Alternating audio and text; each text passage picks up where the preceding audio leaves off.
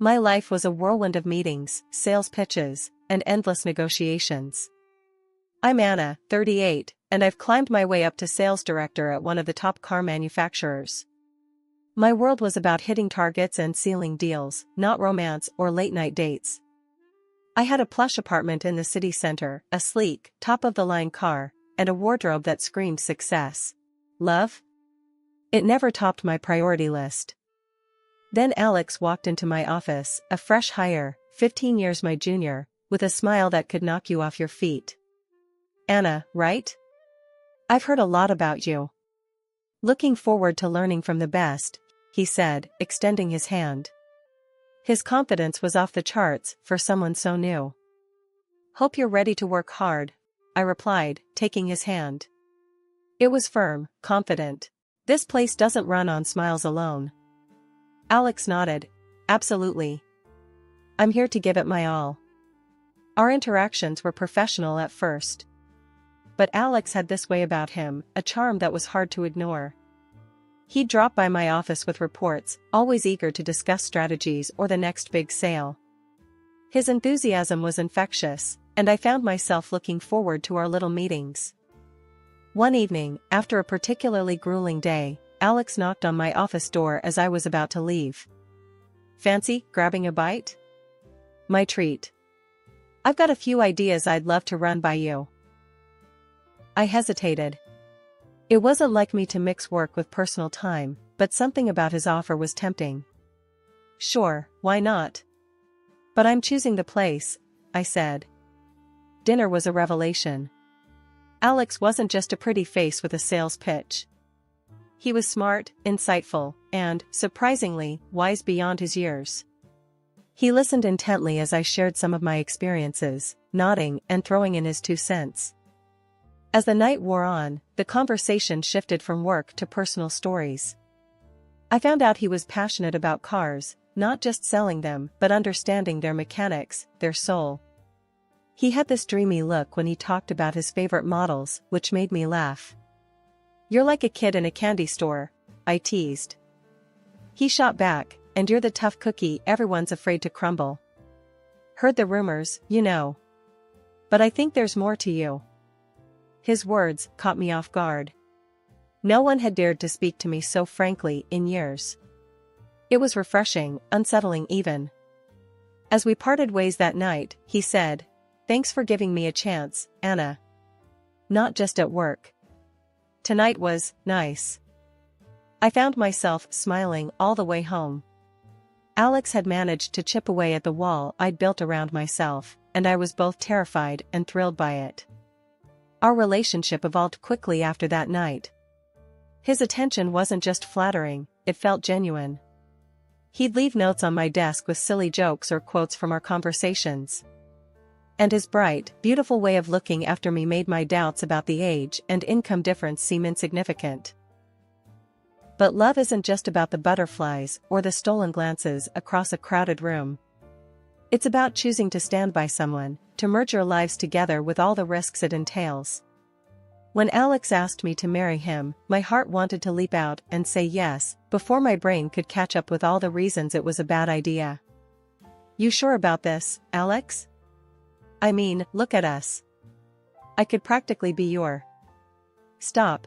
He cut me off, his eyes serious. I don't care about the age thing, Anna. I love you. That's all that matters. And your money? Come on, we both know I'm not with you for that. His words were like a balm to my nagging doubts. Alright, but we're doing this as equals, got it? We split everything down the middle. Wouldn't have it any other way, he replied, pulling me into a hug. So, we did. We combined our lives, our finances, everything. I even helped him climb the ladder at work, sharing tips and advice that only years in the industry could teach. He was a quick study, impressing everyone, including my boss. Our partnership seemed unshakable. Life with Alex was like stepping into a fast car with a full tank, ready for the long haul. We decided early on to handle our dough like a team, splitting expenses down the middle, half to us, half to a joint account we set up. Makes sense, right? Keeps things square. I said, laying out the plan on our kitchen table, scattered with bills and our laptops. Damn straight, Alex agreed, tapping away on his calculator. And hey, about the apartment. It's ours, babe. Your name's going on that mailbox too. I cut in before he could get all shy about living in my upscale pad. His grin was all the thanks I needed. And when I handed him the keys to a shiny new car a week later, his eyes about said it all. For real, Anna? This is too much. Consider it a bonus for being a top-notch husband. Plus, you gotta look the part at work, right? I winked, tossing him a box with a high-end suit. Work was where we really kicked butt together. I poured everything I knew into this guy, teaching him the ropes, the shortcuts, the long plays. Before long, Alex was nailing it, climbing the ladder till he landed a big promotion. Head of the department, can you believe it? He beamed, still a bit dazed. Proud? I'm beyond. You earned it, with a little help from your favorite mentor. I teased, but inside, I was all warm and fuzzy. We were a dream team. Then, out of nowhere, I hit a snag. Started feeling off, like my engine was running low. After a few days of brushing it off, I headed to the clinic. The doc's frown told me it wasn't just a bug. We need to run some tests, Anna. Might take a few days. My mind raced to work. Shit, I've got a mountain of stuff to handle. Alex, you think you can cover for me? Just till I get this sorted? Alex, ever my rock, didn't blink. Of course, babe. You've got nothing to worry about. I'll handle it. I spent the next few nights at the clinic, my laptop glued to me, prepping everything Alex needed to keep the wheels turning at work. Despite feeling like crap, I made sure he had every detail, every document, every plan laid out. Just follow the playbook, Alex. It's all there. I told him over the phone, my voice barely above a whisper. Got it, boss, he joked, trying to keep the mood light. You just focus on getting better. I've got this. But as the days stretched out and my return to work got delayed, I leaned on Alex more and more. Each call, each email, I could sense he was feeling the pressure, but also thriving under it. You're doing great, Alex. Just a bit longer, I promise, I reassured him, but the guilt was gnawing at me for dumping this on him. Don't sweat it, Anna. We're in this together, right? You'd do the same for me, he said, and I could hear the smile in his voice, mixed with a hint of something else. Pride? Excitement? Hard to tell. Back on my feet and back at work, I barely had time to catch my breath before my boss called me in. Anna, you've been away. Alex stepped in, and, well, he nailed it. He started, not beating around the bush. I braced myself, expecting a pat on the back for training him so well, but instead, I got sucker punched. He's taking over your position. You'll be moved to a different department. Lower profile, he finished, avoiding my gaze. I was floored. All the work I'd poured into those negotiations, every strategy, every word of that winning speech, was mine. Yet, here I was, getting sidelined in my own game. But, I laid the groundwork for that. It was all me, I wanted to scream. But I bit my tongue, thinking of Alex's career, his pride. Understood, was all I managed, my voice a mix of defeat and disbelief. Coming home, I found Alex, all smiles and victory. Heard you got the news. Babe, I'm so sorry. I never meant for this to happen, he said, but his eyes didn't match his words. They were dancing, celebrating. Yeah, sorry, doesn't quite cut it, Alex. This was my deal, my job. I shot back, anger bubbling up. Hey, let's not get nasty. We're in this together, right? He replied, his tone too light, too dismissive for the bomb he'd just dropped on us. That's when the dynamic shifted. My paycheck shrunk, while his ballooned. And with the money came a change in Alex. He started throwing around words like breadwinner and freeloader, stinging me every chance he got.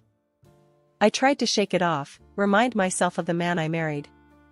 He loves me, this is just stress talking. I'd tell myself, but the doubts were creeping in. Then came the nights he wouldn't come home, the excuses so thin you could see right through them. Working late, babe, big deals on the line.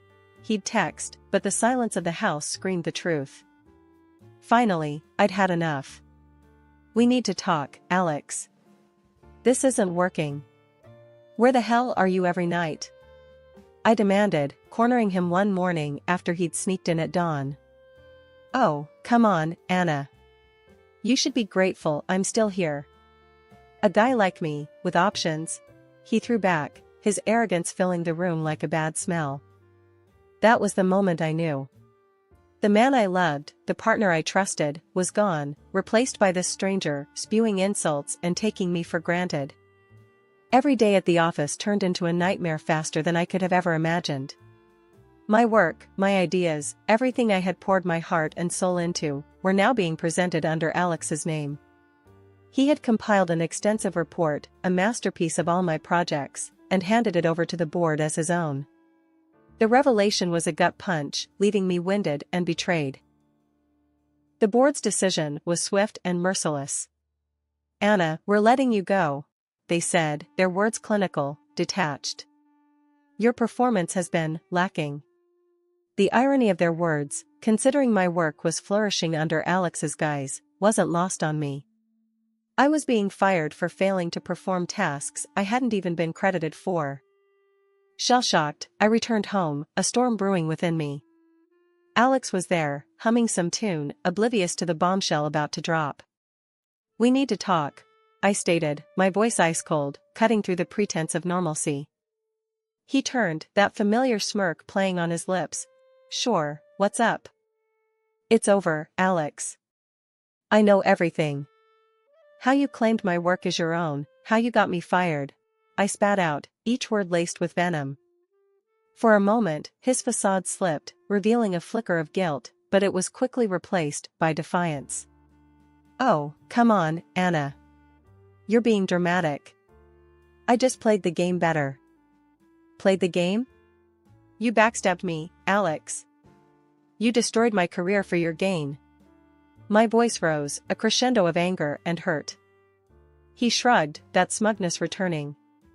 Look, Anna, I got tired of always being the second fiddle. I saw an opportunity, and I took it. This was about survival. About advancing. You would have done the same. I was aghast. How dare you?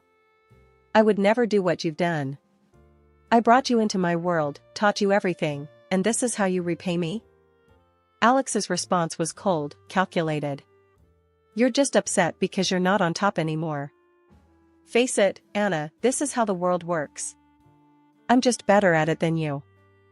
The finality in his voice, the outright dismissal of our history, our love, was the last straw. I want a divorce, Alex. And you need to leave. Now. His laugh was bitter, filled with a disdain I'd never heard before. Fine by me. I was getting bored anyway. You think you're the only game in town? I've got prospects, Anna. Without you holding me back, I'll reach heights you couldn't even dream of. Watching him pack, a part of me wanted to scream, to rage, to make him see the magnitude of his betrayal. But another part, a quieter, more resigned voice, whispered that this was the end of a chapter. A painful, brutal conclusion to a story I thought would have a happier ending. After discovering the betrayal, I didn't waste a second. The shared account we had was bone dry. Alex had cleaned us out, transferring a whopping $320,000 to his account. The shock of it nearly floored me, but I wasn't about to let him get away with it. I reached out to a lawyer, someone known for not playing nice when it came to dirty games like this. Sitting across from my lawyer, I laid it all out. He took everything, every damn cent. Can you believe that? I said, my anger boiling over with each word. The lawyer, a no-nonsense type with a reputation for being a bulldog in court, didn't even blink. I've seen worse. Let's go after him. You're entitled to half of that money at the very least, he declared, already flipping through the legal texts with a predator's grin.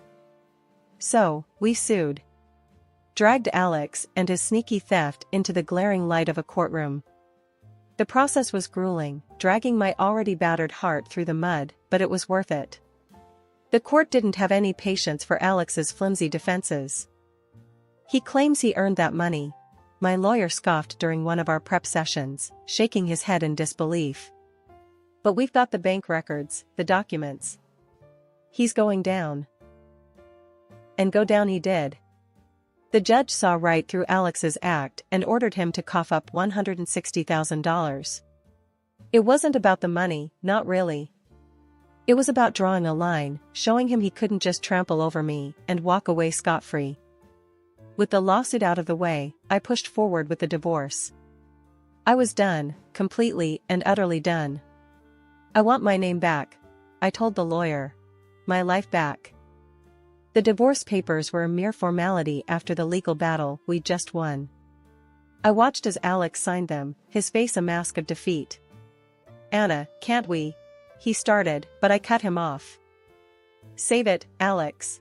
It's over." "You made sure of that," I said, my voice cold, final. Walking out of that office, I felt lighter, despite the turmoil that had become my life. It was over. I was free of him, of us. My former surname felt like a shield, a piece of me I'd reclaimed from the wreckage. But life had one more curveball to throw at me. During a routine checkup, still reeling from the divorce and the legal drama, the doctor dropped a bombshell. "You're pregnant," she said, her tone gentle, knowing how much my world had already been rocked. Pregnant. With Alex's child. The news was a jolt, a confusing mix of joy and fear. For a moment, I considered telling him, but the thought was fleeting. No, this was my new start, my chance to build something beautiful from the ashes of my past. "I'm moving forward, without him," I resolved, cradling the burgeoning new life within me, ready to face whatever came next on my own terms. After the storm had passed, I set my sights on a new horizon. I wasn't just looking for a new job, I was on the hunt for a fresh start, a place that would value me and the new life I was about to bring into the world. I sent my resume to several big names, hoping my reputation as a sharp mind in the industry hadn't been completely tarnished by recent events. The response was more than I could have hoped for. Interviews lined up back to back, each company more eager than the last to bring me on board. It was during one particular interview that I found what I was looking for, a company that didn't just see me as a potential asset, but as a person. "We've heard a lot about you, and we're impressed," the hiring manager started, his tone sincere. "We're ready to offer you a competitive package, and yes, we're talking a significant bump in salary and a work schedule that fits your needs." I leaned in, ready to negotiate, but also to lay all my cards on the table. "I appreciate that, really. But there's something you should know, I'm expecting." The manager paused, his expression unreadable for a moment, but then he smiled. "Congratulations. That's not a problem. We offer remote work options, and we'd be more than happy to accommodate any appointments or needs you might have." It was more than I had dared to hope for. "Thank you," I said, feeling a weight lift off my shoulders. "I won't let you down." With the job secured, my next project was my apartment. It needed a makeover, not just a fresh coat of paint but a transformation into a home ready to welcome a child. I pored over designs and themes, wanting everything to be perfect. In between setting up the nursery and picking out the softest, safest baby gear, I started attending courses for expectant mothers. It wasn't just about learning the basics of childcare. It was about connecting with other women going through the same whirlwind of emotions and changes. We shared stories, advice, and more than a few laughs about the wild ride of pregnancy. "Okay, so I read that babies can hear us in there," I mentioned during one session, tapping my belly gently. "Started talking to yours yet?" One of the moms chuckled, patting her own bump. "Oh, all the time. I'm pretty sure mine's already sick of my voice." It was a community, a support network I hadn't realized I'd needed until I found myself in the thick of it. Every book I read, every class I attended, I felt more prepared, more excited for what was to come. As life started to look up for me, word got around about Alex's rapid descent from his short-lived throne. Mutual friends, the kind you keep out of courtesy rather than affection, couldn't wait to spill the details. Heard about Alex? One pinged me, almost too eager. Bombed big time at your old place. They canned him. I couldn't help but feel a twisted sense of vindication, but it was bittersweet. Really? That's unfortunate, I replied, keeping it cool but curious. What happened? Got too big for his boots. Messed up some major deals, lost the company a fortune. Now he's out on his ass, drowning in debt. Fancy cars and designer suits don't come cheap, huh? The friend typed back, a virtual smirk in their tone. The news didn't surprise me. Alex had always had a taste for the finer things, a taste he clearly couldn't afford on his own. His downfall was inevitable, but I didn't take pleasure in his misery. Well, maybe just a little. Then, out of the blue, my old employer reached out, trying to woo me back with promises and apologies. We were wrong, they said. We need you back, Anna. You were the brains behind it all. Tempting as it was to gloat, I declined. Thanks, but no thanks. I've moved on. Found a better fit, I told them firmly, my pride and my new job giving me all the satisfaction I needed. Amidst this, Alex had the audacity to reach out, his message popping up unexpectedly. Anna, we should talk. Heard about the baby. I think we can make this work, for the sake of our family, he wrote, desperation seeping through his words. I stared at the screen, incredulous. After everything, he thought he could just waltz back into my life. Family? You've got a funny way of showing you care, Alex. I'm doing just fine on my own, thanks, I replied, my laughter bitter. His pleas continued, but I wasn't the same woman he left. Look, Anna, I'm in a rough spot. I made mistakes, but we can start over. For our child, he tried again, playing what he thought was his ace. I couldn't help but laugh, a real, hearty laugh this time. Start over? With you? Alex, you're not listening. I'm happy. Truly happy. Without you. Our child will have everything they need, and you? You're not part of this equation. Good luck with your debts. And with that, I blocked him. The chapter of my life with Alex was closed, sealed shut with the knowledge that I was better off. I had my child, my dignity, and a future bright with promise. Life took on a new rhythm with the arrival of my son. The challenges and heartaches of the past seemed to fade into the background as I navigated the joys and sleepless nights of motherhood. I remember calling my mom, excitement bubbling in my voice. He's here, Mom. You're a grandma. I told her, barely containing my happiness. Her response was immediate. I'm catching the next flight out. You're not doing this alone. True to her word, Mom was by my side in no time, her presence a comforting constant as I found my footing as a new parent. It wasn't long before we settled into a routine, and with her help, I was back at work, feeling more determined than ever. The idea of buying a house started to take shape in my mind, a place where we could grow as a family, a stable home for my son and enough space for Mom to stay comfortably. During one of our late-night talks, as we shared a pot of tea and watched the baby sleep, Mom brought up the topic of Alex.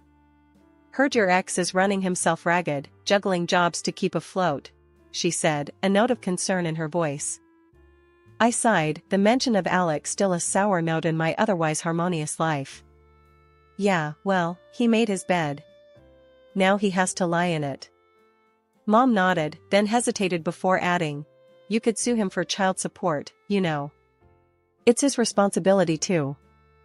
I shook my head, the thought unappealing. No, Mom. I don't want his money. Or anything from him, really. We're better off without that tie to him. I want to close that chapter for good. Mom seemed to understand, but she pressed on gently. Just think about it, okay? For your son's sake. The topic weighed on me, but deep down, I knew my decision was final. I wanted a clean break from Alex, a future untainted by the past. The idea of the house became a plan in motion. I found myself browsing listings, imagining our lives in each space. "What do you think, Mom? Too ambitious?" I'd ask, showing her pictures of backyards and spacious kitchens. "Nothing is too ambitious for you," she'd reply, her faith in me unwavering. "You've proven that time and again." My son's laughter filled our apartment, a sound that made every hardship worth it. My career was on an upward trajectory, my personal life rich with love and support. The house, when we finally found it, felt like the last piece of a puzzle clicking into place, a symbol of new beginnings and hard-won peace.